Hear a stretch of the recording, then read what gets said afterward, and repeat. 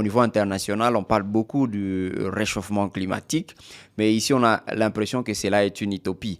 Mais vous savez, on est en train d'être rattrapé par les problèmes de réchauffement climatique. Vous avez vu la montée des eaux un peu partout, le lac Tanganyika qui est monté, beaucoup d'autres lacs qui sont montés. Ça a créé des débordements, de morts d'hommes, des destructions de biens de population. Ça, c'est une illustration de ce que peut faire le réchauffement climatique.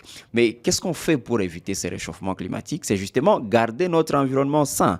Et quand on dit garder notre environnement sain, nous, les populations du Nord Kivu, nous avons une charge plus grande parce que, comme je le disais, nous avons le parc le plus important d'Afrique avec nous qui contribue justement à absorber les CO2 et qui contribue à la régulation climatique mondiale. Donc, non seulement nous avons une responsabilité pour nous-mêmes, pour les générations à venir, mais aussi pour le monde entier qui a les yeux rivés sur le parc national de Virunga. Donc, chacun a une contribution à apporter, chacun a un rôle à jouer pour que justement les années qui vont venir soient beaucoup plus paisibles. Merci beaucoup, bienvenue Bondé. C'est moi qui vous remercie.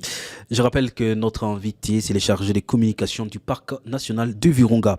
Avant de finir l'actualité du jour, parlons de cette information. La Banque centrale du Congo a indiqué dans une note circulaire les renforcements de son dispositif d'encadrement du secteur de paiement dans les cadres de mesures visant à valoriser davantage l'utilisation du franc congolais. Ces mesures ont été annoncées à l'issue de la réunion ordinaire du Conseil des ministres tenue au mois de juin 2023, présidée par le président de la République démocratique du Congo, dans le but d'inciter la population à utiliser davantage la monnaie nationale pour le paiement des biens et services, et particulièrement via les terminaux de paiement électroniques TPE dans les commerces.